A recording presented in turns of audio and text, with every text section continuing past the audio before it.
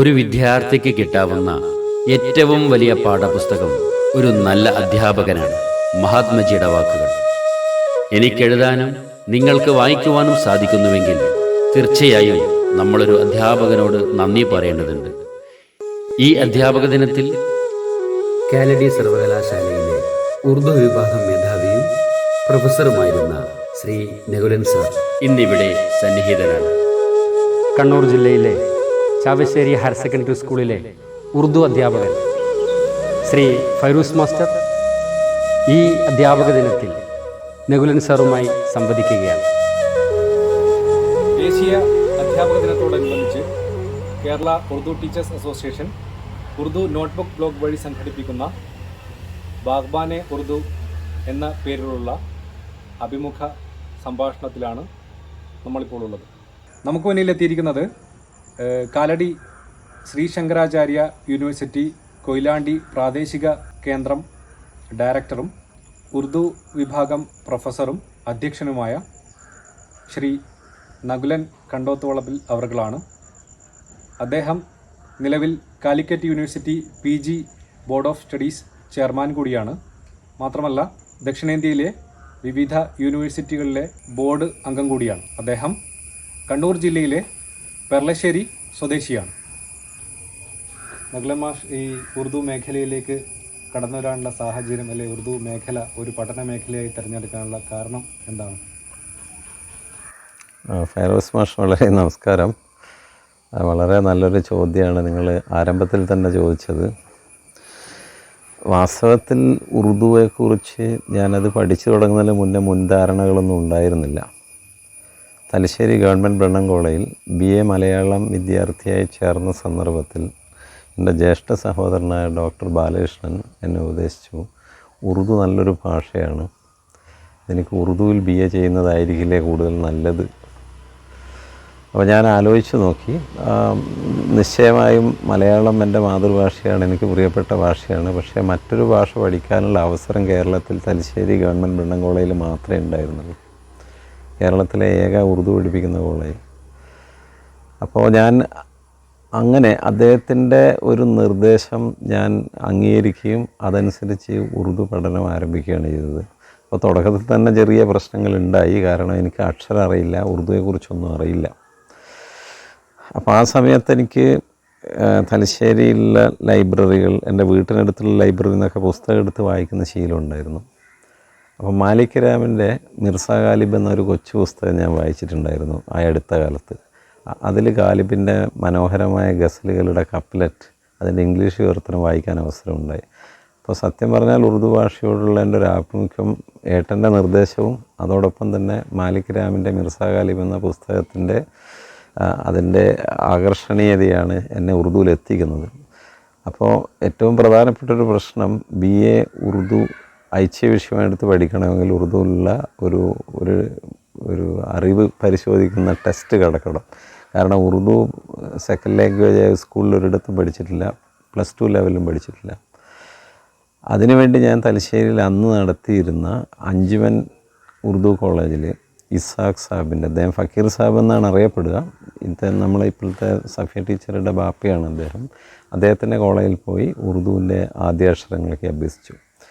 അതുപോലെ തന്നെ ഇവിടെ വീട്ടിനടുത്തുള്ളൊരു സ്കൂളിൽ വർക്ക് ചെയ്തിരുന്ന മൊയ്തീൻകുട്ടി മാഷുണ്ടായിരുന്നു. അദ്ദേഹത്തിൽ നിന്നും ഉറുദു എഴുതാനും വായിക്കാനും ഉള്ള പ്രാഥമികമായ വിദ്യാഭ്യാസം നേടി ഒരു ചെറിയ മത്സര പരീക്ഷ, ആ മത്സര പരീക്ഷയിൽ അവരെന്നെ തിരഞ്ഞെടുക്കുകയും അങ്ങനെ ഞാൻ ഉറുദു മേഖലയിലേക്ക് എത്തിപ്പെടുകയാണുണ്ടായത്. സാറിന് കോളേജ് ലൈഫിലേക്ക്, അതായത് ക്യാമ്പസ് ലൈഫിലേക്ക് എത്തിയപ്പോൾ ഉണ്ടായ ഈ ഉറുദു പഠിക്കുന്ന ഒരു വിദ്യാർത്ഥി എന്ന രീതിയിലുണ്ടായ അനുഭവങ്ങൾ എന്തൊക്കെയാണ്? നല്ലൊരു ചോദ്യമാണ് എനിക്ക് രണ്ടാമതും കിട്ടിയത്. സത്യം പറഞ്ഞാൽ SSLC പാസ്സായതിന് ശേഷം ഞാനൊരു സെൽഫ് സ്റ്റഡി, സ്വയം പഠിക്കുന്ന വിദ്യാർത്ഥിയായിരുന്നു അന്നത്തെ പ്രീ ഡിഗ്രി കാലം. കാരണം കോളേജിൽ സീറ്റുകൾ വളരെ പരിമിതമാണ്. പിന്നെ പാരലൽ കോളേജിലാണ് പ്രവേശനം തേടേണ്ടത്. അതിന് ഞാൻ തുനിഞ്ഞില്ല. കേരളത്തിൽ ആദ്യമായി അന്ന് Kerala university institute of correspondence courses എന്ന് പറഞ്ഞൊരു സ്ഥാപനം തുടങ്ങുകയും വിദൂര വിദ്യാഭ്യാസം ആരംഭിക്കുകയും ചെയ്തു. അപ്പോൾ ആ വിദൂര വിദ്യാഭ്യാസത്തിൻ്റെ ആദ്യ ബാച്ചിലെ വിദ്യാർത്ഥിയാണ് ഞാൻ. അപ്പോൾ സ്വയം പഠിക്കുക എന്നുള്ള ഒരു ശീലം എന്നിൽ ഈ പ്രീ ഡിഗ്രി പഠനകാലത്ത് ഉണ്ടാവുകയും അത് എനിക്ക് ആദ്യ അവസരത്തിൽ തന്നെ ഭംഗിയായി പൂർത്തിയാക്കാനും കഴിഞ്ഞിരുന്നു. അപ്പോൾ ഒരു സ്വയം പഠിക്കുന്ന വിദ്യാർത്ഥി എന്നുള്ള ഒരു എന്താ പറയുക, അതിൻ്റെ ഒരു ആത്മവിശ്വാസം എന്നിൽ അപ്പോഴേ ഉണ്ടായിരുന്നു. അപ്പോൾ ഉറുദു ആദ്യമായി പഠിക്കുന്നൊരു വിദ്യാർത്ഥി സ്വാഭാവികമായും കുറേ ഉത്കണ്ഠയിലായിരിക്കും. പക്ഷേ അന്ന് ബ്രണ്ണൻ കോളേജ് കേരളത്തിലെ ഏക ഉറുദു പഠിപ്പിക്കുന്ന കോളേജാണെന്ന് മാത്രമല്ല, ഏറ്റവും നല്ല അധ്യാപകരുള്ള ഒരു കോളേജും കൂടിയാണ്. ഉറുദു വിഭാഗം അന്ന് നയിച്ചിരുന്നത് മീർ അഹമ്മദ് അലി സാഹിബാണ്. അദ്ദേഹം ഉറുദുവിനോട് വളരെ താല്പര്യമുള്ള, വളരെ ഒരു നല്ല ഉറുദു ഭാഷാ സ്നേഹിയാണ്. അദ്ദേഹത്തിൻ്റെ സഹപ്രവർത്തകരായിരുന്ന ഷെയ്ഖ് ഗൗസ് മുഹൈദ്ദീൻ സാഹിബ്, ഇ മുഹമ്മദ് മാഷ്, കാസിം മാഷ്, എല്ലാവരും വളരെ നല്ല നിലയിൽ ഞങ്ങളെ മത്സരിച്ച് പഠിപ്പിച്ചിരുന്നു. എങ്കിലും അതിൽ കൂടുതൽ എടുത്തു പറയേണ്ടത് 3 അധ്യാപകരുടെ പേരാണ്. ഒന്ന് മീർ അഹമ്മദ് അലി മാഷുടെ തന്നെ, രണ്ടാമത് ഗൗസ് മാഷുടെയും അതുപോലെ തന്നെ ഇ മുഹമ്മദ് മാഷുടെയും. ആ വിദ്യാർത്ഥികളുടെ എല്ലാ താല്പര്യങ്ങളെയും സംരക്ഷിച്ചുകൊണ്ട് നമ്മുടെ വളർച്ചയ്ക്കുതകുന്ന ഒരു മൈതാൻ എന്ന് പറഞ്ഞാൽ ഒരു അവസരം ഞങ്ങൾക്ക് അവർ പ്രദാനം ചെയ്തിരുന്നു. അത് തീർച്ചയായും ഞങ്ങളുടെ പഠനത്തിന് നല്ല നിലയിൽ പ്രോത്സാഹനമായി മാറി. അപ്പോൾ എനിക്ക് ഉറുദു തുടർന്നും പഠിക്കണം എന്നുള്ള ഒരു ആഗ്രഹം എൻ്റെ മനസ്സിൽ വരുന്നത് എൻ്റെ നല്ലവരായ അധ്യാപകരുടെ ഒരു സ്ഥിരോത്സാഹത്തോടുകൂടി നമുക്ക് നൽകിയ പ്രോത്സാഹനമാണ്.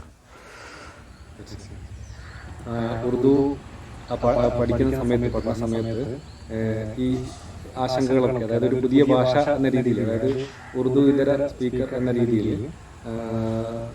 മാഷ്ക്കുണ്ടായ അനുഭവങ്ങൾ എന്തൊക്കെയാണ്, ഒരു ആശങ്കകൾ എന്തൊക്കെയാണ് ഈ ഉറുദു പഠിക്കാൻ പോയ സമയത്ത്? മാഷെ, നിശ്ചയമായും ചില പ്രയാസങ്ങൾ ഉണ്ടായിരുന്നു. അപ്പം ഞാൻ പക്ഷേ ആദ്യമേ സൂചിപ്പിച്ചൊരു കാര്യമുണ്ട്, സ്വയം പഠിക്കുക എന്നുള്ളൊരു രീതി എന്നിൽ ഓൾറെഡി ഞാനത് ശീലിച്ചു കഴിഞ്ഞിരുന്നു. അപ്പോൾ ഉറുദു ലിപി ഒരു ആദ്യ തടസ്സം തന്നെയാണ്. കാരണം മറ്റ് ഇന്ത്യൻ ഭാഷകൾക്കില്ലാത്ത ഒരു ലിപിയാണല്ലോ, പേർഷ്യൻ അറബിക് മിക്സാണത്, ആ ലിപിയാണ്. അപ്പോൾ അതിലൂടെ എഴുതി തുടങ്ങുമ്പോഴുള്ള ഒരു ആദ്യകാല പ്രയാസം മാത്രമാണ്. പിന്നീട് അത് കൗതുകമായി വളരുകയും അത് ശീലാവുകയും ചെയ്തതോടുകൂടി ആ പ്രശ്നം പരിഹരിക്കപ്പെട്ടു. അപ്പോൾ പഠനം എനിക്ക് ദുഷ്കരമായി ഒരിക്കലും തോന്നിയിട്ടില്ല. ഡിഗ്രി കഴിഞ്ഞതിന് ശേഷം പിന്നെ തുടർ പഠനം എങ്ങനെയായിരുന്നു? തുടർ പഠനം അത് വളരെ രസകരമായ ഒരു അനുഭവം തന്നെയാണ്. കാരണം അന്ന് ഞങ്ങളുടെ നാട്ടിൽ ഇന്നുള്ളത് പോലുള്ള വാർത്താവിനിമയ സംവിധാനങ്ങളൊന്നും ഇല്ലല്ലോ. 79-82 കാലയളവിലാണ് ഞാൻ BA പഠനം പൂർത്തിയാകുന്നത്. 82 അന്ന് വാസ്തവത്തിൽ തുടർ പഠനത്തിനുള്ള അവസരം എവിടെയാണെന്ന് പോലും അറിയില്ല. പക്ഷെ ഞാൻ അന്നേ പത്രമാസികകൾ വായിക്കാൻ 1-2 വായനശാലകളിൽ പോകും. അന്നെൻ്റെ വീട്ടിനടുത്തുള്ള ഒരു വായനശാലയിൽ ഇന്ത്യൻ എക്സ്പ്രസ് പത്രം വരും, മറ്റൊരു വായനശാലയിൽ ഹിന്ദു വരും. അപ്പോൾ മലയാള പത്രത്തിന് പുറമെ ഈ 2 വായനശാലയിലും പോയി ഇന്ത്യൻ എക്സ്പ്രസ്സും ഹിന്ദുവും വായിക്കുന്ന ശീലം ഉണ്ടായിരുന്നു.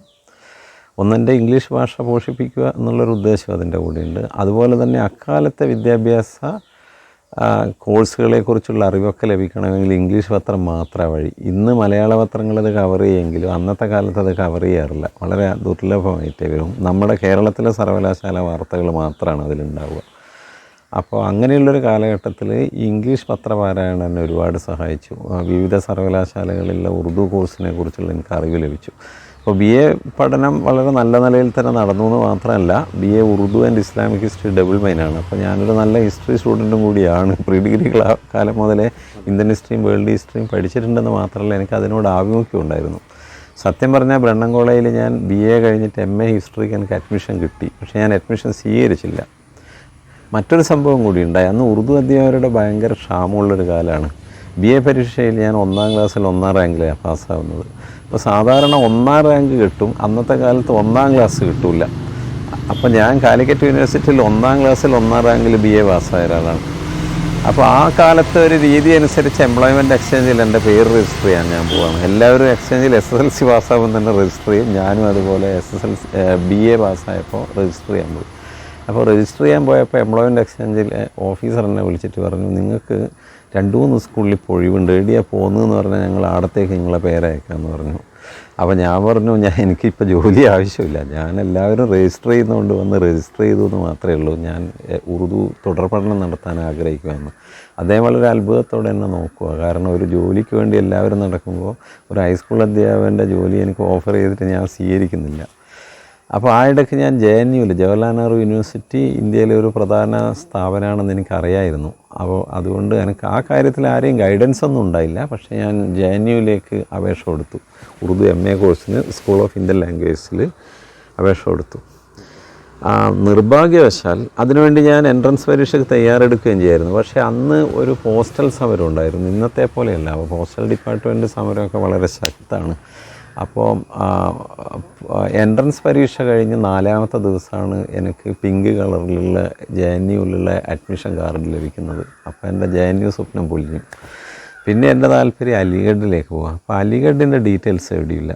അപ്പോൾ നാട്ടിലുള്ള മറ്റ് വിദ്യാർത്ഥികളൊക്കെ പോകുന്നത് മൈസൂർ യൂണിവേഴ്സിറ്റിയാണ്. പക്ഷേ ഞാൻ മൈസൂറിന് പകരം ഞാൻ മദ്രാസ് യൂണിവേഴ്സിറ്റിയിൽ MA ഉറുദു കോഴ്സ് കണ്ടു. അവിടുത്തെ പ്രൊഫസർക്ക് ഒരു കത്തെഴുതി. അദ്ദേഹം വളരെ ഉദാരമനസ്കനായിരുന്ന ഒരു പ്രൊഫസറാണ്. അപ്പോൾ എന്നെപ്പോലെയുള്ളൊരു വിദ്യാർത്ഥി അങ്ങനെ ഒരു ഇൻഡിവിജ്വൽ കത്തെഴുതിയപ്പോൾ അദ്ദേഹത്തിൻ്റെ പേര് പ്രൊഫസർ നജ്മുൽ ഹുദ എന്നാണ്. പ്രൊഫസർ നജ്മുൽ ഹുദ. അദ്ദേഹം ബീഹാറുകാരനാണ്. പിന്നീട് മദ്രാസ് യൂണിവേഴ്സിറ്റിയിലേക്ക് വന്നു. അദ്ദേഹം അവിടുത്തെ റീഡർ ആൻഡ് ഹെഡാണെന്ന്. അപ്പോൾ അദ്ദേഹം പറഞ്ഞു, ഞാൻ നിന്നെ അറിയിക്കാം. അങ്ങനെ ഒരു മാസം വീണ്ടും കഴിഞ്ഞു, ഒന്നും അറിയിപ്പൊന്നുമില്ല. ഞാൻ വീണ്ടും കത്തെഴുതിയപ്പോൾ അദ്ദേഹം എന്നോട് ചെല്ലാൻ പറഞ്ഞു. അങ്ങനെ ഞാൻ അവിടെ പോവുകയും അദ്ദേഹം എനിക്ക് വളരെ സന്തോഷപൂർവ്വം അഡ്മിഷൻ തരികയും ചെയ്തു. MA മദ്രാസ് യൂണിവേഴ്സിറ്റിയിൽ, മറീന ക്യാമ്പസിലെ മദ്രാസ് യൂണിവേഴ്സിറ്റിയിൽ. അങ്ങനെ ഞാൻ MA വിദ്യാർത്ഥിയായി ചേർന്നു. അതാണ് വാസ്തവത്തിൽ എൻ്റെ തുടർ വിദ്യാഭ്യാസം, അതായത് മദ്രാസിലാണ് നടത്തപ്പെട്ടത്. അപ്പോൾ ഉറുദു ഭാഷ സംസാരിക്കുന്ന ഒരു പ്രദേശത്തല്ല ഞാൻ തുടർ വിദ്യാഭ്യാസത്തിന് പോയത്. ഡൽഹിയിലോ അലിഗഡിലോ ആയിരുന്നെങ്കിൽ എൻ്റെ ഉറുദു ഭാഷാ പഠനം കുറേയും കൂടി സ്വാഭാവികമായ ചുറ്റുപാടിൽ വളർന്നു പോയേനെ. പക്ഷേ എൻ്റെ തിരഞ്ഞെടുപ്പ് അത്ര നന്നായില്ല. പക്ഷേ ഭാഗ്യവശാൽ നല്ല അധ്യാപകരായിരുന്നു, നല്ല ലൈബ്രറി ഉണ്ടായിരുന്നു. അത് ഞാൻ പരമാവധി പ്രയോജനപ്പെടുത്തിയിട്ടുണ്ട്. ഓക്കെ, ഇത് തുടർ പഠനം കഴിഞ്ഞ് പിന്നെ അധ്യാപന മേഖലയിലേക്ക് എത്തുന്ന സാഹചര്യം ഒന്ന് പറയാമോ? തുടർ പഠനം കഴിഞ്ഞു. ഞാൻ MA കോഴ്സ് പൂർത്തിയാക്കിയതിന് ശേഷം കുറച്ചു കാലം ഒരു ഹൈസ്കൂൾ അധ്യാപകനായി ജോലി ചെയ്തു. ആയിടെ ഞാൻ വീണ്ടും MPhil കോഴ്സിന് മദ്രാസ് യൂണിവേഴ്സിറ്റിയിൽ തന്നെ വീണ്ടും MPhil ചേർന്ന് MPhil പൂർത്തിയാക്കി, B.Edഉം പൂർത്തിയാക്കി. ഇത് രണ്ടും കഴിഞ്ഞു ഞാൻ കേന്ദ്രീയ വിദ്യാലയയിൽ അധ്യാപകനായി വരികയാണ്. അപ്പോൾ കേന്ദ്ര വിദ്യാലയയിൽ പ്രൈമറി ടീച്ചറായിട്ടാണ് എന്നെ നിയമിക്കുന്നത്. പക്ഷേ ഹൈസ്കൂൾ ക്ലാസ്സിലെ സാമൂഹ്യ പാഠം, സോഷ്യൽ സ്റ്റഡീസ് പഠിപ്പിക്കാനും എന്നെ നിയോഗിച്ചു.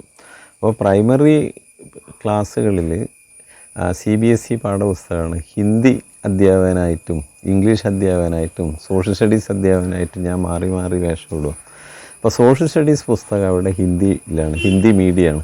അപ്പോൾ ഉറുദു അറിയുന്ന ഒരാളെന്ന നിലയിൽ എനിക്ക് ഉത്തരേന്ത്യയിൽ തയ്യാറാക്കപ്പെട്ട സാമൂഹ്യ പാഠപുസ്തകം വളരെ എളുപ്പമാണ് കൈകാര്യം ചെയ്യാൻ. കാരണം ഉറുദു ഭാഷയോട് വളരെ സാദൃശ്യമുള്ള ഒരു ഭാഷയാണ് അന്ന് ഹിന്ദി മീഡിയം പാഠപുസ്തകത്തിൽ ഉപയോഗിച്ചിരുന്നത്. അപ്പോൾ ഞാൻ പഠിച്ചിരുന്ന ഉറുദു പഠനത്തിൻ്റെ ഒരു തുടർച്ച വാസ്തവത്തിൽ കുട്ടികളെ പഠിപ്പിക്കുമ്പോഴുണ്ടാവുകയാണ്. എൻ്റെ ഭാഷ വളരുകയാണ്. പിന്നെ ഹിന്ദി കുട്ടികൾ ധാരാളം പേരുണ്ട്, മലയാളം അറിഞ്ഞുകൂടാത്ത കുട്ടികളെ ക്ലാസ്സിൽ. അപ്പോൾ ഹിന്ദിയിൽ തന്നെ സംസാരിക്കുക എന്നുള്ളൊരു ശീലവും വന്നു. അപ്പോൾ അത് സത്യത്തിൽ 8 വർഷം ഞാൻ കേന്ദ്ര വിദ്യാലയയിൽ വർക്ക് ചെയ്തപ്പോൾ എൻ്റെ ഉറുദു പഠനമാണ് പ്രോത്സാഹിക്കപ്പെട്ടത്. സംസാരം സ്പോക്കൺ വന്നു. കാരണം ഒരുപാട് ഉത്തരേന്ത്യക്കാരോട് എനിക്ക് സംസാരിക്കണം. ഉത്തരേന്ത്യക്കാരായപ്പോൾ ഓഫീസർമാർ, പട്ടാള ഓഫീസർമാർ, പട്ടാളക്കാരായ പേരൻസുമാർ, ഇവരൊക്കെ അവിടെ വരുമ്പോൾ അവരോടൊക്കെ ഞാൻ സംസാരിക്കുകയും ക്ലാസ്സിലെ അങ്ങനെ എൻ്റെ ഉറുദു വാസ്തവത്തിൽ ഹിന്ദി മീഡിയത്തിലാണെങ്കിലും എൻ്റെ ഉറുദു ശേഷിയാണ് വർദ്ധിച്ചത്. ഉറുദു ഒരു ദ്രവീഡിയൻ ഭാഷയെ മലയാളത്തിൽ നിന്ന് വ്യത്യസ്തമായിക്കൊണ്ട് ഒരു ആര്യ ഭാഷയാണ്, ഇന്തോ ആര്യൻ ഭാഷയാണ്. അപ്പം അങ്ങനെയുള്ളൊരു ഭാഷ ഒരു തികച്ചും വ്യത്യസ്തമായ ഒരു മേഖലയിലേക്ക് നമ്മൾ പഠന ഭാഷയായി തിരഞ്ഞെടുത്തുകൊണ്ട് അത് പഠിപ്പിക്കുമ്പോൾ ഉണ്ടാകുന്ന സാഹചര്യങ്ങളും അതിൻ്റെ അനുഭവങ്ങളും എന്തൊക്കെയാണ്, പ്രത്യേകിച്ച് കേരള സാഹചര്യത്തിൽ? അത് ഉറുദു എന്ന് പറയുന്നൊരു ഭാഷയിൽ പ്രാഥമിക വിദ്യാഭ്യാസവും ഡിഗ്രി തലം വരെയുള്ള വിദ്യാഭ്യാസം പൂർത്തിയാക്കിയ വിദ്യാർത്ഥികളാണ് നമ്മളെ മുന്നിൽ എത്തിച്ചേരുന്നത്. അപ്പോൾ ദ്രാവിഡ ഭാഷ എന്ന് പറയുന്ന ഒരു ലിവിങ് ലാംഗ്വേജാണ് ഉറുദു. മലയാളം ഒരു ദ്രാവിഡ കുടുംബ ഭാഷയാണ്, ഉറുദു ഒരു ഇൻഡോ ആര്യൻ ഭാഷയാണ്.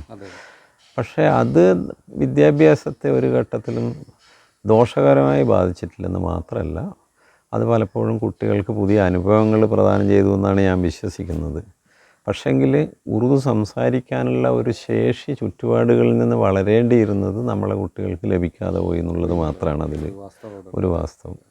കാരണം എല്ലാവരും മലയാളം സംസാരിക്കുന്നത്, മറ്റ് സ്ഥലങ്ങളിൽ ഉറുദു പഠിക്കുന്നവരെല്ലാം തന്നെ അവരുടെ ചുറ്റുപാട് ഉറുദുവാണ് സംസാരിക്കുകയും കേൾക്കുകയും ചെയ്യുന്നത്. എൻവയറൺമെൻറ്റ് നമ്മളെ കുട്ടികൾക്ക് പലപ്പോഴും സാധിച്ചിരുന്നില്ല. എന്നാൽ ഡിപ്പാർട്ട്മെൻറ്റിനകത്ത് ഞാൻ പരമാവധി ഞങ്ങളെല്ലാവരും ഉറുദു സംസാരിക്കാൻ തന്നെയാണ് ശ്രദ്ധിച്ചിരുന്നത്. ഉറുദു ഭാഷയെക്കുറിച്ച്, അതായത് ഒരു ഇന്ത്യൻ ഭാഷ എന്ന രീതിയിൽ ഉറുദു ഭാഷയെ നമ്മൾ പറയുമ്പോൾ ഉറുദു ഭാഷയുടെ മേന്മകൾ എന്തൊക്കെയാണ്? വളരെ നല്ലൊരു ചോദ്യമാണ്. വാസ്തവത്തിൽ ഇങ്ങനൊരു ചോദ്യത്തിന് ഉത്തരം പറയുക എന്നുള്ളത് തന്നെ ഒരു ഭാഗ്യമായിട്ടാണ് ഞാൻ കാണുന്നത്. ഇന്ത്യൻ ഭാഷകളിൽ ഉറുദു വളരെ സവിശേഷമായ അസ്തിത്വമുള്ളൊരു ഭാഷയാണ്. കാരണം ഇന്ത്യ എന്ന് പറയുന്ന ഒരു രാജ്യം, ഇന്ത്യ യൂണിയൻ, അത് സംസ്ഥാനങ്ങളായി ഫെഡറൽ സമ്പ്രദായത്തിൽ വിഭജിക്കപ്പെട്ടതിന് അടിസ്ഥാന കാരണം ഭാഷയാണ്. ഭാഷാ സംസ്ഥാനങ്ങളാണ് ഇന്ത്യയിൽ നിലവിൽ വന്നത്. പക്ഷേ അങ്ങനെ ഭാഷാ സംസ്ഥാനം നിലവിൽ വരുമ്പോൾ ഉറുദു ഭാഷയ്ക്ക് വേണ്ടി പ്രത്യേക സംസ്ഥാനം മാറ്റിവെച്ചിട്ടില്ല. രസകരമായൊരു സംഗതി, ഉറുദു ഭാഷ ഇന്ത്യയുടെ രാഷ്ട്രഭാഷയാവാൻ, ഒഫീഷ്യൽ ലാംഗ്വേജ് ആവാൻ പരിഗണിക്കപ്പെട്ടൊരു ഭാഷയാണ്. തീർച്ചയായിട്ടും ഒരു കാലഘട്ടത്തിൽ ഉറുദു പിന്നെ നമ്മുടെ ആ ഒരു 1837 മുതൽ 50 വരെയുള്ള കാലഘട്ടത്തിൽ ഉറുദു ഒരു ഔദ്യോഗിക ഭാഷാ പദവി എന്ന രീതിയിൽ മറ്റു ഭാഷകളുടെ കൂടെ ഉണ്ടായിരുന്നു എന്നൊക്കെ ചരിത്രരേഖകളിലൊക്കെ പറയുന്നുണ്ട്. തീർച്ചയായും ആ ചരിത്ര വസ്തുതകൾ അവിടെ നിൽക്കട്ടെ. നേരത്തെ ഫൈറോസ് മാഷ ചോദിച്ച ചോദ്യത്തിന് തന്നെയാണ് ഞാൻ ഉത്തരം തുടരുന്നത്. കാരണം അത് വളരെ പ്രധാനപ്പെട്ടൊരു ചോദ്യമാണ്. ഈ ചോദ്യത്തിന് ഉത്തരം പറയുക എന്നുള്ളതാണ് വാസ്തവത്തിലൊരു സർവകലാശാല അധ്യാപകൻ എന്നുള്ള നിലയിൽ എൻ്റെ കർത്തവ്യം. കാരണം ഈ ഇന്ത്യയിലെ ഭാഷാ സംസ്ഥാനങ്ങൾ രൂപീകരിക്കുമ്പോൾ ഉറുദുവിന് വേണ്ടി ഒരു സംസ്ഥാനം രൂപീകരിച്ചില്ല. അതേസമയം കോൺസ്റ്റിറ്റ്വൻ്റ് അസംബ്ലിയിൽ 1949 സെപ്റ്റംബർ 12 മുതൽ 14 വരെയുള്ള തീയതികളിലാണ് ഇന്ത്യയുടെ ഒഫീഷ്യൽ ലാംഗ്വേജ്, രാഷ്ട്രഭാഷ തുടങ്ങിയ ചർച്ചകൾ വന്ന ദിവസങ്ങൾ. അതിൽ ജവഹർലാൽ നെഹ്റു പങ്കെടുത്തിട്ടുണ്ട്, അബുൽ കലാം ആസാദ് പങ്കെടുത്തിട്ടുണ്ട്. ധാരാളം പ്രഗത്ഭരായ വ്യക്തികൾ ആ കോൺസ്റ്റിറ്റ്വൻ്റ് അസംബ്ലിയിൽ അംഗങ്ങളാണ്. അന്ന് ഉറുദു ആണ് ഉറുദു മാതൃഭാഷയാണ്. ഇവ മിക്കവരുടെയും മാതൃഭാഷ. പലരും ഉറുദുവിൽ തന്നെയാണ് സംസാരിക്കുന്നതെങ്കിലും ഉറുദുവിന് അനുകൂലമല്ലാതെയാണ് സംസാരിക്കുന്നത്. ആ ഒരു വിധി വൈപരീത്വം വാസ്തവത്തിന് ഉറുദുവിനുണ്ടായി. അന്ന് ഉറുദുവിന് തഴഞ്ഞുകൊണ്ട് ഹിന്ദി ഭാഷക്കാണ് ആ പദവി നൽകിയത്. പക്ഷേ അങ്ങനെയുള്ളൊരു സംസ്ഥാനത്ത്, അങ്ങനെയുള്ളൊരു രാജ്യത്ത്, അത് 1949 കാര്യമാണ്. സ്വാതന്ത്ര്യം കിട്ടി 2 വർഷം. ഗാന്ധിജി അപ്പോഴില്ല. കാരണം ഗാന്ധിജി ഹിന്ദുസ്ഥാനി എന്ന് പറയുന്ന ഉറുദുവേയും ഹിന്ദിയെയും ചേർത്ത് പിടിച്ചുകൊണ്ടുള്ള ഒരു ഭാഷാ പോളിസിയാണ് മുന്നോട്ട് വെച്ചത്. കാരണം ഉറുദു ഹിന്ദിയും ഒരു ഭാഷയുടെ ലക്ഷണമൊത്ത 2 രൂപങ്ങളാണ്. അപ്പോൾ ആവശ്യമുള്ളവർക്ക് ഈ ഹിന്ദുസ്ഥാനി ഉറുദു ലിപിയിൽ എഴുതാം, മറ്റ് ആളുകൾക്ക് അതിനെ ദേവനാഗരി ലിപിയിൽ എഴുതാം.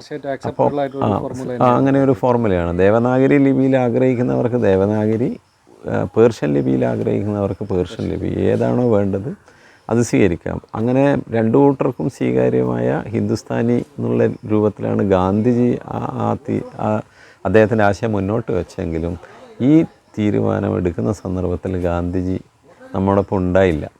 അതൊരു വലിയ തിരിച്ചടിയായി ഉറുദുവിന്. അല്ലെങ്കിൽ ഉറുദു തുല്യ വോട്ടിലാണ് ആ സ്ഥാനം നഷ്ടപ്പെടുന്നത്. പക്ഷേ നമ്മളെ സംസ്ഥാനങ്ങൾ പിന്നീട് രൂപീകരിക്കപ്പെട്ടപ്പോൾ നിർഭാഗ്യവശാൽ 1956 പോലും നമുക്ക് ഒരു സംസ്ഥാനം മാറ്റിവെച്ചില്ല. പക്ഷേ ഉറുദുവിൻ്റെ മേഖലയിലായ ഉത്തർപ്രദേശ്, അതുപോലെ മധ്യപ്രദേശ് മേഖലയിൽ പോലും ഉറുദുവിനെ അവഗണിക്കപ്പെട്ടു. സെക്കൻഡ് ഒഫീഷ്യലിന് പോലും പരിഗണിച്ചില്ല. അതെ, അത് പക്ഷേ കാലാന്തരേണ കുറേ സംസ്ഥാനങ്ങൾ 2ാമത്തെ ഔദ്യോഗിക ഭാഷയെ സ്വീകരിച്ചിട്ടുണ്ട്. ആന്ധ്രാപ്രദേശ് സ്വീകരിച്ചിട്ടുണ്ട്, തെലങ്കാന സ്വീകരിച്ചിട്ടുണ്ട്, UP. ഉറുദുവിൻ്റെ ആ ഒരു മേഖലയെ അപേക്ഷിച്ച് ആന്ധ്രാപ്രദേശ് പോലെയുള്ള തെക്കൻ സംസ്ഥാനത്താണ് ഇതിനെ ആദ്യമായി. അതെ. പിന്നീട് പക്ഷേ ഉത്തരേന്ത്യയിലെ മിക്ക സംസ്ഥാനങ്ങളും സ്വീകരിച്ചു. ഡൽഹിയിൽ സ്വീകരിച്ചു, UP സ്വീകരിച്ചു, ബംഗാളിൽ സ്വീകരിച്ചു. കുറേ സംസ്ഥാനങ്ങളിൽ 2ാമത്തെ ഔദ്യോഗിക ഭാഷ കിട്ടിയെന്ന് മാത്രമല്ല 2ാമത്തെ വലിയ പദവി കിട്ടി. കാരണം പല സംസ്ഥാനങ്ങളിലും ഉറുദു അക്കാഡമികൾ തന്നെ ഗവൺമെൻറ് തുടങ്ങി. മാത്രമല്ല ഉറുദു ഭാഷയുടെ പ്രോത്സാഹനത്തിനായി ഗവൺമെൻറ് അന്ന് ടർക്കി ഉറുദു ബ്യൂറോ തുടങ്ങി. ടർക്കി ഉറുദു ബ്യൂറോ വികസിച്ചാണ് ഇന്നത്തെ രൂപത്തിലുള്ള national council four promotion of Urdu language രൂപീകരിക്കുന്നത്. അപ്പോൾ ഉറുദുവിൻ്റെ താല്പര്യങ്ങൾ സംരക്ഷിക്കാൻ ഇന്ന് പ്രവർത്തിക്കുന്ന സ്ഥാപനം NCPL എന്ന് പറയുന്ന national council four promotion of Urdu language ആണ്. പക്ഷേ ഫൈറോസ് ചോദിച്ച ആദ്യത്തെ ചോദ്യത്തിൻ്റെ ഉത്തരം ഞാൻ ഇപ്പോഴും പറഞ്ഞിട്ടില്ല. കാരണം എന്താണ് ഉറുദുവിൻ്റെ പ്രസക്തി എന്ന് ചോദിച്ചാൽ, എന്താണ് മേന്മ എന്ന് ചോദിച്ചാൽ, ഇന്ത്യ എന്ന് പറയുന്നൊരു രാജ്യം ഒരുപാട് സംസ്കാരങ്ങളുടെ കേളീരംഗമാണ്. ഒരുപാട് സംസ്കാരങ്ങൾ നമ്മുടെ ഈ മണ്ണിൻ്റെ അവിഭാജ്യ ഘടകമായിട്ടുണ്ട്. നമ്മൾ ആദിമ നിവാസികളെന്ന് നമ്മൾ പലപ്പോഴും ചരിത്രകാരന്മാരൊക്കെ വിവാദങ്ങൾ എത്രയുണ്ടായാലും ദ്രാവിഡരാണ് എന്നാണ് പറയാറ്. ആര്യന്മാർ വരുന്നത് നമ്മുടെ നാട്ടിലേക്ക് ഇന്നത്തെ ഒരു 3500 വർഷം മുന്നെയാണ്. അതായത് BC 1500 ആണ്ടോടുകൂടിയാണ് ആര്യന്മാർ വരുന്നത്. അപ്പോൾ ദ്രാവിഡന്മാരുള്ളൊരു രാജ്യത്താണ് ആര്യന്മാർ വരുന്നത്. ആര്യന്മാരെക്കുറിച്ച് നമുക്കറിയാം, അവർ നല്ല നീണ്ട സൗന്ദര്യമുള്ള വെളുത്ത കുറച്ച് അക്രമ സ്വഭാവവും കൂടുതലുള്ള ആൾക്കാരാണ്. ദ്രാവിഡർ പൊതുവെ ശാന്ത സ്വഭാവർ. അപ്പോൾ ഉത്തരേന്ത്യ മുഴുവൻ, അതായത് പഞ്ചാബിൻ്റെ പ്രദേശത്തോടു കൂടിയാണ് അവർ പ്രവേശിക്കുന്നത്. അല്ല, യവനന്മാരല്ല, ആര്യന്മാർ തന്നെയാണ്. അവർ കുറേ കാലം മധ്യേഷ്യയിൽ താമസിച്ചിരുന്നു. മധ്യേഷ്യയിൽ നിന്ന് അവർ 2500 വർഷം മുന്നേ ഇന്നത്തെ ഇറാനിലാണ് വന്നത്. 2500 വർഷം മുന്നേ.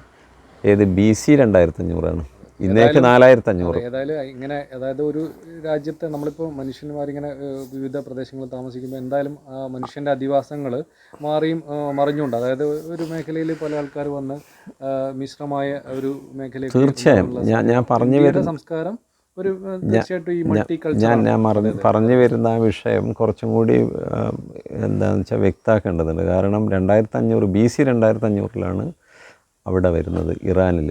1500 BC 1500, അതായത് ഇന്നേക്ക് 3500 വർഷം മുന്നെയാണ് ആര്യന്മാർ ഇന്ത്യയിൽ വരുന്നത്. അപ്പോൾ ഇറാനിൽ വന്നവരും ഇന്ത്യയിൽ വന്നവരും ഒറ്റ ആര്യന്മാരാണ്, റേഷ്യലി വർഗപരമായ ആര്യന്മാരാണ്. അപ്പോൾ ദ്രാവിഡന്മാരുള്ള രാജ്യത്താണ് ആര്യന്മാർ വരുന്നത്.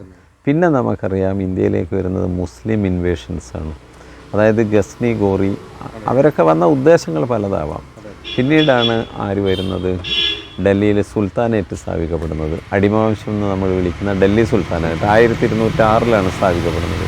ഡൽഹി സുൽത്താനേറ്റിനെ ഫോളോ ചെയ്തുകൊണ്ട് ഖിൽജിനെ ഫോളോ ചെയ്തുകൊണ്ട് തുഗ്ലക്ക്, അങ്ങനെ ഒടുവിൽ മുഗളന്മാർ ഇന്ത്യയിൽ നിന്ന് അധികാരത്തിൽ നിന്ന് പൂർണ്ണമായും നിഷ്കാസിതരാകുന്നത് 1857 ഒന്നാം സ്വാതന്ത്ര്യ സമരത്തോടു കൂടിയാണ്. അപ്പോൾ നീണ്ട 6 നൂറ്റാണ്ടുകാലം ഇന്ത്യയിൽ മുസ്ലിം ഭരണങ്ങൾ നിലനിന്നിട്ടുണ്ട്. ഭാഗികമായോ പൂർണ്ണമായ തോതിൽ നിലനിന്നിട്ടുണ്ട്. ഈ പീരീഡിലാണ് ഇന്ത്യയിലെ മിക്കവാറും ഉത്തരേന്ത്യൻ ഭാഷകളെല്ലാം വളർന്നു വരുന്നത്. ഉറുദു വളർന്നു വരുന്നതും ഈ കാലത്താണ്. അപ്പോൾ ഉറുദു വളർന്നു വരുന്നതും ഹിന്ദി വളർന്നു വരുന്നതും ഒറ്റ ഡയലക്റ്റിൽ നിന്നാണ്, ഒറ്റ ബോലിയിൽ നിന്നാണ്, ഒറ്റ വാമൊഴി രൂപത്തിൽ നിന്നാണ്, ഖഡി ബോലിയിൽ നിന്നും. ഖഡി ബോലിയാവട്ടെ ശൗരസേനി അപഭ്രംശിൽ നിന്ന് വളർന്നു വന്നതാണ്. ശൗരസേനി അപഭ്രംശാവട്ടെ ശൗരസേനി പ്രാകൃതിൽ നിന്ന് വളർന്നു വന്നതാണ്. ശൗരസേനി പ്രാകൃതിൻ്റെ പ്രധാന സംഭാഷണ മേഖല, അത് പ്രചാരത്തിലിരുന്ന മേഖല മധ്യേന്ത്യയും മധുര അതിൻ്റെ ക്യാപിറ്റലുമാണ്. മധുര എന്ന് പറയുന്നത് ശ്രീകൃഷ്ണൻ്റെ ബർത്ത് പ്ലേസായ മധുര. അപ്പോൾ സംസ്കൃത ഭാഷയോട് ഏറ്റവും അടുപ്പമുള്ള ഒരു വാമൊഴി രൂപമാണ് വാസ്തവത്തിൽ ഈ ശൗരസേനി പ്രാകൃത്. ആ ശൗരസേനി പ്രാകൃത് കുറേ കാലാന്തരേണ, കാരണം ഭൂമിശാസ്ത്രപരമായ ഘടകങ്ങൾ ഭാഷയുടെ വളർച്ച സ്വാധീനിക്കുന്നുള്ളത് കൊണ്ട് ഒരു 500 വർഷമൊക്കെ കഴിയുമ്പോഴാണ് അതിൽ നിന്ന് പൊട്ടിമുളച്ച ശൗരസേനി അപഭ്രംശ് ഡെവലപ്പ് ചെയ്യുന്നത്. ശൗരസേനി അപഭ്രംശിൽ നിന്നാണ് ഖഡീബോലി വരുന്നത്. അതും വീണ്ടും ഒരു 500 വർഷം കഴിഞ്ഞപ്പോൾ. ആ ശൗരസേനി ഖഡീബോലിയിൽ നിന്നാണ് ഏതാണ്ട് 9ാം നൂറ്റാണ്ടിന് ശേഷം മുസ്ലിങ്ങളുടെ ആഗമനത്തോടു കൂടിയാണ് പേർഷ്യൻ ഭാഷ, അതായത് ഫാർസി ഭാഷ ഇന്ത്യയിലെ ഔദ്യോഗിക ഭാഷയായപ്പോൾ അതിൻ്റെ സ്വാധീനം, കാരണം ഭാഷയും അധികാരവും പരസ്പരം ബന്ധപ്പെട്ട് കിടക്കുന്ന വിഷയമാണ്. അപ്പോൾ അധികാരത്തിൻ്റെ ഭാഷ, ഇംഗ്ലീഷ് ഭാഷ ഇന്ത്യയിൽ ബലപ്പെട്ടത് ഇംഗ്ലീഷുകാർ വന്നുകൊണ്ടാണ്. അതുപോലെ പേർഷ്യൻ ഭാഷ ഇന്ത്യയിൽ വിലപ്പെട്ടത് മുസ്ലിം ഭരണം നിലനിന്നുകൊണ്ടാണ്. ഇംഗ്ലീഷ് ഭരണം പൂർണ്ണതോതിൽ പാർലമെൻറ്റിൻ്റെ കീഴിൽ വെറും 90 വർഷം നിന്നിട്ടുള്ളൂ. 1857 മുതൽ 1947 വരെ 90 വർഷം. കമ്പനി ഭരണം കൂടി ചേർത്താൽ അത് ലെസ് ദാൻ 200 years ആണ് അതിന് ഡോമിനൻസ്. പക്ഷേ പേർഷ്യൻ ഭാഷയ്ക്ക് ഏതാണ്ട് 6 നൂറ്റാണ്ട് ഡോമിനൻസാണ്. ഈ പീരീഡിൽ വളർന്നു വന്നൊരു ഭാഷ എന്ന നിലയിൽ ഉറുദു മാത്രമല്ല, അക്കാലത്തുള്ള എല്ലാ ഇന്ന് നമ്മൾ വിളിക്കുന്ന ദ്രാവിഡേതരമായ എല്ലാ ഇൻഡോ ആര്യൻ ലാംഗ്വേജസും വളർന്നത് ഉത്തരേന്ത്യയിൽ ഈ മുസ്ലിം അധിനിവേശ പീരീഡിലാണ്. അത് ഹിന്ദി ആയാലും പഞ്ചാബി ആയാലും ബംഗാളി ആയാലും ഗുജറാത്തി ആയാലും മറാഠി ആയാലും ഹരിയാന ആയാലും എല്ലാം ഈ പീരീഡിൽ വളർന്നു വന്ന ഭാഷകളാണ്. അതൊക്കെ മോഡേൺ ഇന്ത്യൻ ലാംഗ്വേജസാണ്. അപ്പോൾ നമുക്ക് ഉറുദുവിനെ തീർച്ചയായിട്ടും, അതായത് സംസ്കൃതത്തിന് അതിനെ മാതാവെന്ന് നമുക്ക് വേണമെങ്കിൽ വിളിക്കാം. മാതാവെന്നല്ല, സംസ്കൃത ഭാഷയുടെ നല്ല ഒരംശം സ്വീകരിച്ച ഇന്ത്യൻ ഭാഷകളിൽ ഒന്ന് തന്നെയാണ് ഉറുദു. മറ്റേത് ഭാഷയെ എടുത്ത് പറയുമ്പോഴും അതേപോലെ ഒരു ഇന്ത്യൻ ഭാഷ തന്നെയാണ്, ഇന്ത്യൻ കൾച്ചറിലുള്ള ഒരു ഭാഷ തന്നെയാണ് ഉറുദു. നിശ്ചയമായും. പക്ഷേങ്കിൽ ഈ വിന്ധ്യാശതപുര പർവ്വതനിരകൾ ഒരു ജോഗ്രഫിക്കൽ ബൗണ്ടറിയാണ് ദക്ഷിണേന്ത്യക്ക്. ദക്ഷിണേന്ത്യയിൽ ഈ ആരുടെ പേർഷ്യൻ ഭരണത്തിൻ്റെ സ്വാധീനം വളരെ കുറവേ ഉണ്ടായിട്ടുള്ളൂ. അത് അലാവുദ്ദീൻ ഖിൽജിയും അതിനുശേഷം മുഹമ്മദ് ബിൻ തുഗ്ലക്കിൻ്റെയും സമയത്താണ് ഉണ്ടായത് തന്നെ. പക്ഷേ അതോടുകൂടി സൗത്ത് ഇന്ത്യയിലേക്ക് ഉറുദു പറിച്ചു നടപ്പെട്ടിട്ടുണ്ട്. പക്ഷേ ഉത്തരേന്ത്യയിൽ ഈ അധികാര ബന്ധത്തിൻ്റെ പേരിൽ അന്ന് വളർന്നു വന്ന എല്ലാ ഭാഷയിലും പേർഷ്യൻ ഭാഷ സ്വാധീനിച്ചു. അപ്പോൾ ഉറുദു നിശ്ചയമായും, കാരണം ലിപി സ്വീകരിച്ചത് പേർഷ്യൻ ആയതുകൊണ്ട് പേർഷ്യൻ കാവ്യസങ്കേതങ്ങൾ സ്വീകരിച്ചു, പേർഷ്യൻ സാഹിത്യകൃതികൾ വിവർത്തനം ചെയ്യാൻ തുടങ്ങി, പേർഷ്യൻ വിജ്ഞാനം സ്വീകരിക്കാൻ തുടങ്ങി. പേർഷ്യൻ വിജ്ഞാനമാകട്ടെ അറബി വിജ്ഞാനത്താൽ സമ്പന്നമാണ്. കാരണം ലോകത്തിൽ വിജ്ഞാനത്തിൻ്റെ കേന്ദ്രങ്ങളായി ആദ്യകാലത്ത് അറിയപ്പെടുന്നത് ഇന്ത്യയും ഗ്രീക്കും ആണെങ്കിൽ മധ്യകാലത്ത് വിജ്ഞാനത്തിൻ്റെ കേന്ദ്രം അറേബ്യയാണ്. പ്രത്യേകിച്ചിട്ടും അത് അബ്ബാസിയ പീരീഡിലുള്ള ബഗ്ദാദാണ്. അപ്പോൾ അതെ ആ പീരീഡിലുള്ള ജ്ഞാനം മുഴുവൻ അറബിയിൽ നിന്നും പേർഷ്യനിലേക്ക് എത്തി. ആ പേർഷ്യൻ ഭാഷ ഇന്ത്യയിൽ വന്നപ്പോൾ ഇന്ത്യയിൽ വിജ്ഞാനത്തിൻ്റെ അർത്ഥത്തിൽ ഭാഷാപരമായും വിജ്ഞാനപരമായും സാംസ്കാരികമായും എല്ലാം ഉന്നതമായൊരു ഭാഷയാണ് വരുന്നത്. അതിൻ്റെ സ്വാധീനം ഏറ്റവും കൂടുതൽ ആവാഹിച്ച ഒരു ഭാഷ എന്നുള്ളത് കൊണ്ട് ഉറുദു ഭാഷ നിശ്ചയമായും ഇന്ന് നമ്മുടെ നാട്ടിൽ നിലനിൽക്കുന്ന ജീവിതചര്യ ഉൾക്കൊള്ളുന്ന ഒരു സംസ്കാരം ഉൾക്കൊള്ളുന്ന ഭാഷയാണ്. നിലവിലുള്ള ഇന്ത്യൻ സംസ്കാരത്തിൻ്റെ ഏറ്റവും മികച്ച പ്രതീകം ഉറുദുവാണ്. കാരണം എന്താണെന്ന് വെച്ചാൽ, ഒന്ന്, അത് മുഴുവൻ ഉറുദു ആവാഹിച്ചെടുത്തു. രണ്ട്, ഇന്ത്യയിൽ ആര്യന്മാരാണല്ലോ ആദ്യം വന്നത്. ആര്യന്മാരുടെ ഭാഷയായിട്ടാണ് സംസ്കൃതം വളരുന്നത്, വേദഭാഷയും സംസ്കൃത ഭാഷയും. അതിലൂടെ രൂപപ്പെട്ട സാഹിത്യവും അതുപോലെ വിജ്ഞാന സമ്പത്തും ഒരു സംസ്കാരം രൂപപ്പെടുത്തി വരുന്നുണ്ടായിരുന്നു. ആ സംസ്കാരം വളർന്ന് വികസിക്കുമ്പോൾ അതിൽ സംസ്കൃത വിദ്യാഭ്യാസത്തിനുള്ള അവസരം പരിമിതപ്പെടുന്ന ഒരു കാലം എത്തിച്ചേരുന്നു. പൗരോഹിത്യം ബലപ്പെടുന്നു. ആ പൗരോഹിത്യം ബലപ്പെടുന്ന കാലത്താണ് വാസ്തവത്തിൽ മുസ്ലിം ഭരണം ഇന്ത്യയിൽ തുടങ്ങുന്നത്. അപ്പോൾ അവിടെ വന്നവർ കുറച്ചാണെങ്കിൽ പിന്നീട് ആ ജനത മുഴുവൻ ഇന്ത്യയിൽ ജനിച്ച് വളർന്നവരാണ്. മുസ്ലിം ഭരണത്തിലുള്ള അധികാരികളൊന്നും പുറത്തുനിന്ന് പിന്നെ വന്നിട്ടില്ല. പിന്നെ അവരൊക്കെ ഇവിടെ ജനിച്ച് വളർന്നവരും ഇവിടുന്ന് കൺവെർട്ട് ചെയ്ത ആൾക്കാരുമാണ്. അപ്പോൾ അവരുടെ ഇടയിൽ ഈ ഭാഷ വളർന്നപ്പോൾ സ്വാഭാവികമായി അതിൻ്റെ സമ്പത്ത് മുഴുവൻ ഉറുദുവിൽ എത്തിച്ചേരുന്നു. മാത്രമല്ല, ഒരു അധികാര കേന്ദ്രം നിലനിൽക്കുമ്പോൾ അതിൻ്റെ സാംസ്കാരിക ചിഹ്നങ്ങളും വിജ്ഞാന ചിഹ്നങ്ങളും ഒക്കെ ഇവിടെ എത്തിച്ചേരും. അതിൻ്റെ ടെർമിനോളജി വരും. കലകളിൽ അത് വന്നു, മ്യൂസിക്കിൽ വന്നു, ശില്പത്തിൽ വന്നു. കെട്ടിട നിർമ്മാണ കലയിൽ ഇൻഡോ സാരസനിക് ആർട്ട്, അതായത് താജ്മഹലും ഫത്തേപൂർ സിക്രിയും ലാൽ കിലയൊക്കെ പണിത ആ ഇൻഡോ സാരസനിക് ആർട്ട് എന്ന നമ്മളുടെ വാസ്തു ഇന്ത്യയിൽ എത്തിച്ചേരുന്നു. ചിത്രകലയിൽ അത് സ്വാധീനിക്കുന്നു. ഭാഗമായി ഭക്ഷണത്തെ ബാധിക്കുന്നു, വസ്ത്രത്തെ ബാധിക്കുന്നു, ആഘോഷങ്ങളെ ബാധിക്കുന്നു. ഈവൻ തുലാഭാരം പോലെയുള്ള തൂക്കലുകൾ പോലും അവരെടുക്കുന്ന വന്നതാണ്. നമ്മളെ ക്ഷേത്രങ്ങളിലൊക്കെ നടത്തുന്ന തുലാഭാരം തൂക്കലൊക്കെ അവരുടെ സംഭാവനയാണ്. അവരുടെ രീതിയാണത്. അതുപോലെ തന്നെ ഈ ഇന്നത്തെ പൊതുവിദ്യാലയങ്ങളുടെ മക്തബുകൾ അവരെടുക്കുന്ന വന്നതാണ്. അവരാണ് പൊതുവിദ്യാലയങ്ങൾ തുടങ്ങിയവർ. അപ്പോൾ ജീവിതത്തിൻ്റെ സമസ്ത മേഖലകളിലും, കലയിലും സാഹിത്യത്തിലും വിജ്ഞാനത്തിലും കെട്ടിട നിർമ്മാണത്തിലും ഭക്ഷണത്തിലും വസ്ത്രത്തിലും ഇത്രയും സംഗതികൾ സ്വാധീനിക്കപ്പെട്ടാൽ അതിൽ ത്വരിതപ്പെട്ട ഒരു ജീവിതം ഇന്ന് ഇന്ത്യയിലുള്ളൂ. നമ്മുടെ നീതിന്യായ വ്യവസ്ഥയിൽ പോയാലും നിങ്ങളത് കാണും. പട്ടാളത്തിലും പോലീസിലും പോയാലും നിങ്ങൾ ഇവരുടെ ഭരണ സംവിധാനത്തിലെ നായക്കും ലാൻസ് നായക്കും ഹവിൽദാറും സുബേദാറും ജമേദാറൊക്കെ അവിടെ നിന്ന് വന്നു. അതല്ല ഇന്നും നിലനിൽക്കുന്നു സ്ഥാനപ്പേര്. കോടതിയിൽ പോയാലും വക്കീലും ശിരസ്തദാറും ആമീനും മുക്തിയാറും വസിയത്തും ഇന്നും നിലനിൽക്കുന്നു. ഇവിടെ ജില്ല നിലനിൽക്കുന്നു, താലൂക്ക് നിലനിൽക്കുന്നു, തഹസിൽദാർ നിലനിൽക്കുന്നു. ആ ഭരണവ്യവസ്ഥ ഇന്ന് ഇന്ത്യയിൽ നിലനിൽക്കുന്നു. അപ്പോൾ ഇന്ന് ഇന്ത്യയിൽ സജീവമായ നമ്മുടെ നാട്ടിലെ സംസ്കാരത്തിൻ്റെ നേർപ്രതീകം ഉറുദു ഭാഷയാണ്. അപ്പോൾ ഉറുദു ഭാഷയ്ക്ക് ഒരു ജോഗ്രഫിക്കൽ ബാരിയർ ഇല്ല. മറിച്ച് മറ്റൊരു ഘടകം കൂടിയുണ്ട് ഉറുദുവിൽ. ഇന്ത്യയിൽ മുഴുവൻ നാറ്റീവ് ലിറ്ററേച്ചറുള്ള ഏക ഭാഷ ഉറുദുവാണ്. മലയാളികൾ പുറത്തുപോയി രചിക്കുന്നു എന്നേ ഉള്ളൂ. തമിഴ്നാട്ടുകാർ പുറത്തുപോയി സാഹിത്യരചന നടത്തുന്നു എന്നേ ഉള്ളൂ. ഉറുദുവിൽ സാഹിത്യരചന നടത്തുന്നത് കർണാടകയിൽ കർണാടകക്കാർ തന്നെയാണ്. ഉറുദുവിൽ സാഹിത്യരചന ആന്ധ്രയിൽ നടക്കുന്നു, തെലുങ്കാനയിൽ നടക്കുന്നു, മഹാരാഷ്ട്രയിൽ നടക്കുന്നു, ബീഹാറിലും പഞ്ചാബിലും ഹരിയാനയിലും ബംഗാളിലും നടക്കുന്നു. ഇന്ത്യയിലെ എല്ലാ സംസ്ഥാനങ്ങളിലും സാഹിത്യരചന നടക്കുന്നു. നാറ്റീവ് റീഡേഴ്സും ഉണ്ട്, നാറ്റീവ് റൈറ്റേഴ്സും ഉണ്ട്. നാറ്റീവ് റീഡേഴ്സും നാറ്റീവ് റൈറ്റേഴ്സും, മാതൃഭാഷക്കാരായ എഴുത്തുകാരും മാതൃഭാഷക്കാരായ വായനക്കാരും ഇന്ത്യ മുഴുവനുള്ള വേറെ ഏത് ഭാഷയാണ് ചൂണ്ടിക്കാണിക്കാൻ കഴിയുക? അപ്പോൾ അത് ഉറുദു ഭാഷയുടെ സവിശേഷമായ ഒരു സ്വഭാവത്തെ, മേന്മ, അതാണ് യഥാർത്ഥ മേന്മ. അത് ഇന്ത്യൻ സംസ്കാരത്തിൻ്റെ പ്രതീകമാണെന്ന് പറയുന്നത് അതുകൊണ്ടാണ്. സംസ്കാരം എല്ലാ ഭാഷക്കും ഉണ്ട്. ഭാഷ എന്ന് പറഞ്ഞാൽ സംസ്കാരം തന്നെയാണ്. സംസ്കാരത്തിൻ്റെ മറ്റൊരു പേരാണ് ഭാഷ. പക്ഷേ ഉറുദു ഭാഷ പ്രതിനിധാനം ചെയ്യുന്നത് ഇന്ന് ഇന്ത്യയിൽ പുലരുന്ന സംസ്കാരമാണ് അത് ഉൾക്കൊള്ളുന്നത്. അപ്പോൾ അതിനെ വിഭാഗീയമായി കാണുന്ന പ്രവണത വളരെ തെറ്റാണ്. കാരണം അത് ഇന്ത്യയുടെ സെക്കുലർ ജീവിതക്രമത്തിൻ്റെ പ്രതീകമാണ്. അത് ക്യാരി ചെയ്യുന്ന അതിൻ്റെ വാഹിനിയാണത്. പിന്നെ എന്നിട്ടും അതിനെ സെക്യുലർ ആയ ഒരു ഭാഷയായിട്ട് കൂടി പിന്നെ ചില മതവിഭാഗങ്ങളുമായി അത് ബന്ധപ്പെടുത്തുന്നതിൻ്റെ ഒരു രീതി എന്താണ്? നിശ്ചയമായും വളരെ തെറ്റായ ഒരു പ്രവണതയാണ്. ലോകത്തിൽ ഒരു ഭാഷയെയും മതവുമായി ബന്ധിപ്പിക്കാൻ പറ്റില്ല. ഈവൻ അറബിക്ക് ഭാഷയെ മതവുമായി ബന്ധിപ്പിക്കാൻ പറ്റില്ല. കാരണം അറബി ഭാഷ എത്രയോ സമ്പന്നമായപ്പോഴാണ് ഖുർആൻ അവതരിക്കുന്നത്, അല്ലേ? നിശ്ചയമായും ഒരുപാട് പ്രഗത്ഭരായ കവികൾ അതിന് മുന്നേ തന്നെയുണ്ട്. നമുക്കെല്ലാം അറിയാവുന്നതാണ്. സാത്ത് മുഹല്ലക്കാത്തെല്ലാം നമുക്കറിയാം. അതൊക്കെ അതിന് മുന്നേ തന്നെ സമ്പന്നമാണത്. അതിലാണ് അതിലാണ് ഖുർആൻ എന്ന് പറയുന്ന വിശുദ്ധ ഗ്രന്ഥം വരുന്നത്. അപ്പോൾ മറ്റ് ഇന്ത്യയിൽ എങ്ങനെയാണ് അപ്പോൾ ഒരു മതത്തിനൊരു ഭാഷയുണ്ടാവുക?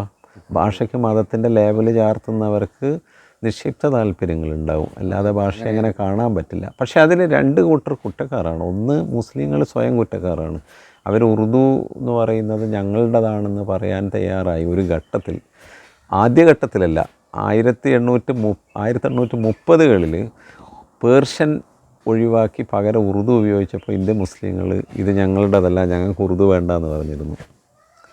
പക്ഷേ സ്വാതന്ത്ര്യ സമരത്തിൻ്റെ ഒരു വൈകിയ ഘട്ടം എത്തിയപ്പോൾ, ദേശീയ പ്രസ്ഥാനത്തിൽ തന്നെ വർഗീയമായ ചേരിതിരിവുണ്ടായപ്പോൾ ഉറുദു ഞങ്ങളതാണെന്ന് പറയാനും അവർ തയ്യാറായി. ഒരു ഉറുദു നമ്മുടേത്, ആദ്യം അല്ല, ഇത് പേർഷ്യൻ വേണമെന്ന് പറഞ്ഞവർ പിന്നെ അത് ഉറുദു നമ്മുടേതാണെന്ന് പറയുന്നൊരു വൈരുദ്ധ്യം. ഞങ്ങളതല്ല എന്ന് പറഞ്ഞത് ഞങ്ങളാണെന്ന് പറയുന്ന ഒരു സാഹചര്യം, രാഷ്ട്രീയ സാഹചര്യം സത്യത്തിൽ ഇന്ത്യയിൽ ഉണ്ടായി എന്നുള്ളതാണ് സത്യം. ഭിന്നിപ്പിച്ച് ഭരിക്കുക എന്നൊരു രീതി ഈ ഉറുദുവിനെ കൂടി ഡിവൈഡ് ചെയ്യാൻ കാരണമായി ഉറുദുവിനോടുള്ള സമീപനം. പക്ഷേ ഈ കാര്യം ഉറുദുവിലെ വളരെ ലബ്ധപ്രതിഷ്ഠരായ എഴുത്തുകാർ ചൂണ്ടിക്കാണിച്ചിട്ടുണ്ട്. പ്രത്യേകിച്ചിട്ട് മൗലാന അൽതാഫ് ഹുസൈൻ ഹാലി എടുത്തു പറയുന്നുണ്ട് ഇത്. അന്നത്തെ മുസ്ലിം പണ്ഡിതന്മാരോട് അദ്ദേഹം പറഞ്ഞു, നിങ്ങൾ ആവശ്യത്തിലധികം അറബി പേർഷ്യൻ പദങ്ങൾ ഉറുദുവിൽ കലർത്തി ഉപയോഗിക്കാൻ പാടില്ല. കാരണം അത് ഉറുദു ഭാഷയുടെ ഭാവിക്ക് ദോഷം ചെയ്യുന്നു. ഇന്നത് യാഥാർത്ഥ്യമായി. കാരണം അനവസരത്തിൽ ഉപയോഗിച്ചതുകൊണ്ട് സംസ്കൃത പദങ്ങളെ ഒഴിവാക്കി പകരം അറബി പേർഷ്യൻ പദങ്ങളെ വെക്കുന്ന പ്രവണത അക്കാലത്തുണ്ടായിരുന്നു. ഹാലിയുടെ സമയം എന്ന് പറയുന്നത് 1857 മുന്നേയും പിന്നെയാണ്. അപ്പോൾ ആ കാലഘട്ടത്തിലെ അന്നത്തെ തെറ്റായ പ്രവണത അതിനെ ചില ഹാൾമാർക്കിങ്ങിന് അത് ശരിയല്ലേ എന്ന് തോന്നാൻ കാരണമായി. രണ്ടാമത്, അക്കാദമിക പണ്ഡിതന്മാർ ഒരു പരിധിവരെ ഉറുദുവിൻ്റെ ഇന്നത്തെ അപജയത്തിന് ഉത്തരവാദികളാണ്. കാരണം അവർ ഉറുദു പാഠപുസ്തകങ്ങൾ തയ്യാറാക്കുമ്പോൾ അല്ലെങ്കിൽ ഉറുദു സിലബസ് ഉണ്ടാകുമ്പോൾ എല്ലാ വിഭാഗവും എഴുത്തുകാരെ അതിൽ ഉൾക്കൊള്ളുന്നതിൽ അലംഭാവം കാണിച്ചിട്ടുണ്ട്. എടുത്തു പറയാവുന്ന ചില പേരുകൾ ഒഴികെ, ഉദാഹരണത്തിന് സർഷാറുടെ പേര്, അതുപോലെ തന്നെ ദയാശങ്കർ നസീം, മുൻഷി പ്രേംചന്ദ്, അതുപോലെ മെഹറും, അതിലും വലിയൊരു എഴുത്തുകാരനായി നമ്മൾ വാഴ്ത്തുന്ന കൃഷ്ണൻ ചന്ദർ, അതുപോലെയുള്ള ഇപ്പം ഗോപിചന്ദ് നാരംഗ്, അങ്ങനെയുള്ള കുറച്ച് പേർക്ക് മാത്രമേ അവർ മുഖ്യധാരയിലെ അവസരം കൊടുത്തുള്ളൂ. അതും ഇന്ന് ഉറുദുവിന് ഒരു പോരായ്മയായി ഭവിച്ചിട്ടുണ്ട്.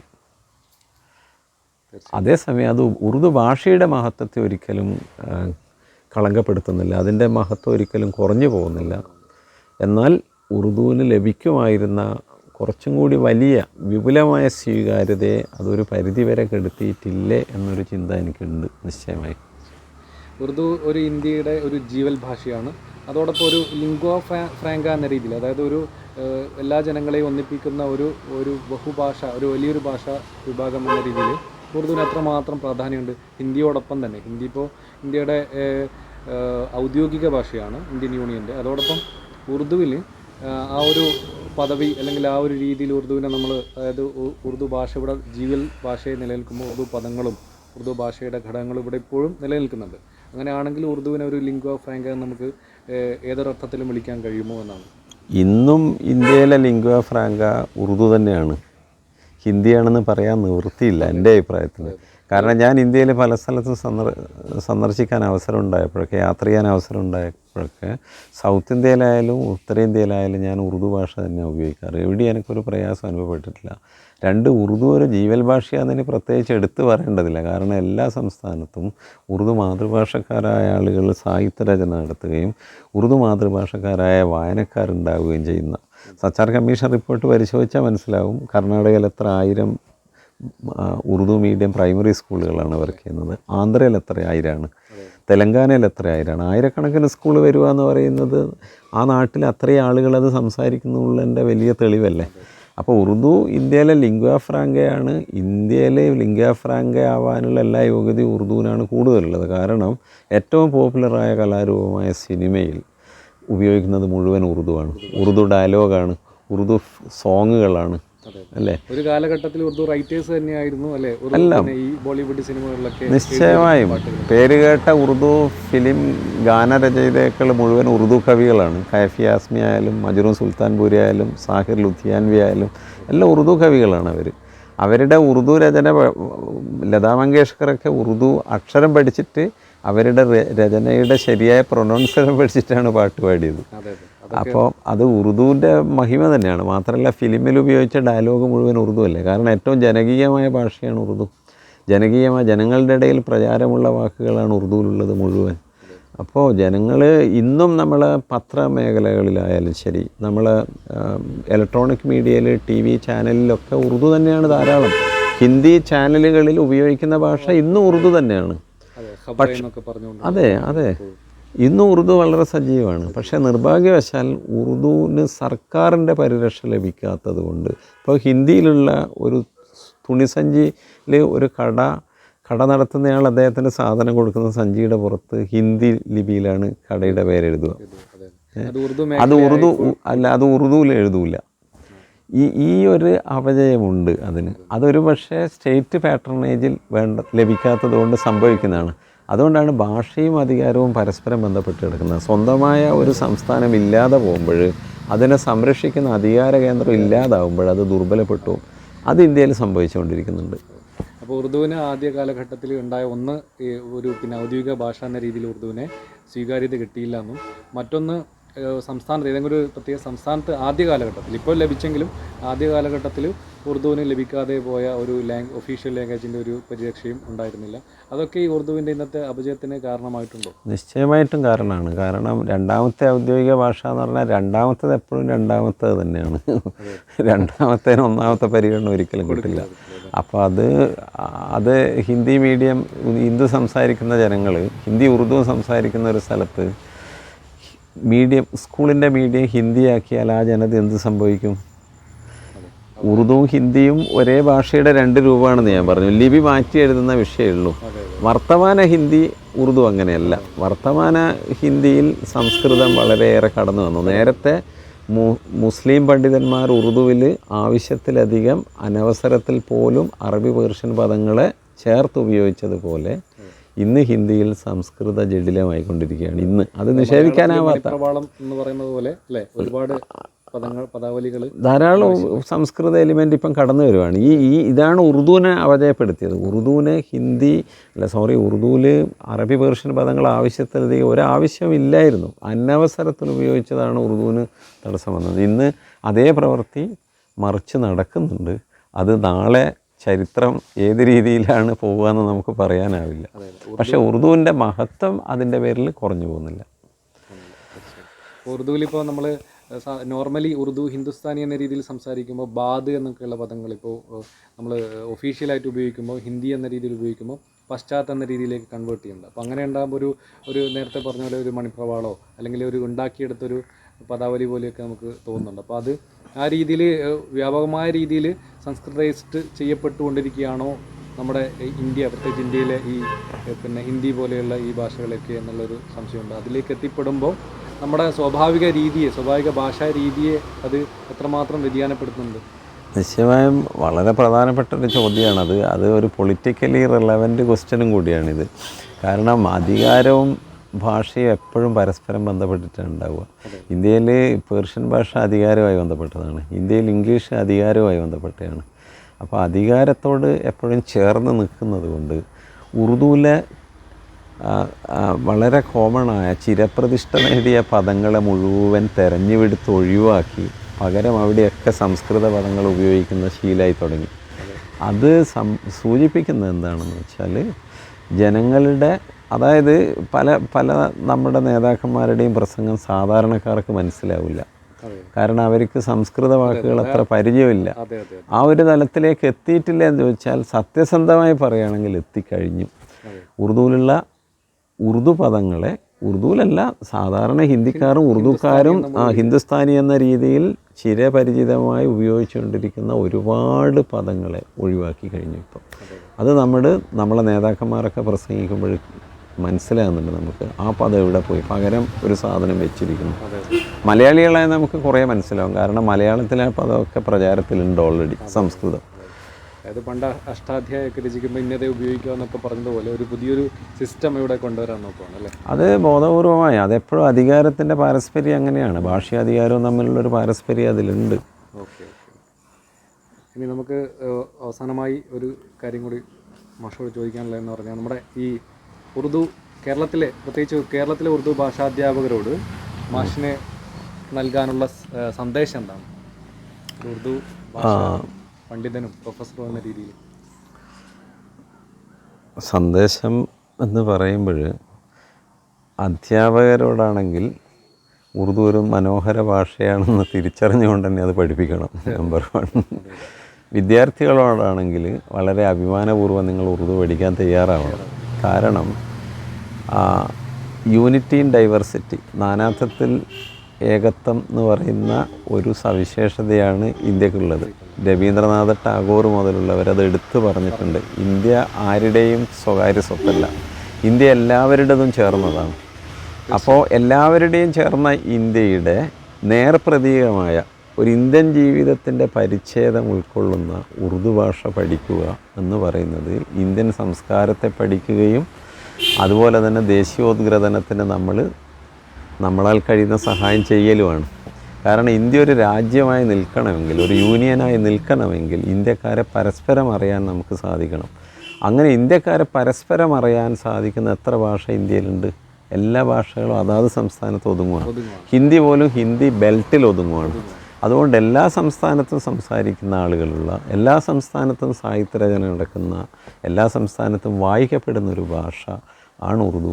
അത് ദേശീയോദ്ഗ്രഥനത്തിൻ്റെ ഭാഷയാണ്. ആ ഭാഷ പഠിക്കുന്നതിൽ അഭിമാനത്തോടു കൂടി അത് പഠിക്കണം, പഠിപ്പിക്കുന്നവർ ആ ഒരു കാഴ്ചപ്പാടോടുകൂടി അത് പഠിപ്പിക്കുകയും വേണം എന്നുള്ളതാണ് എനിക്ക് നൽകാനുള്ള സന്ദേശം.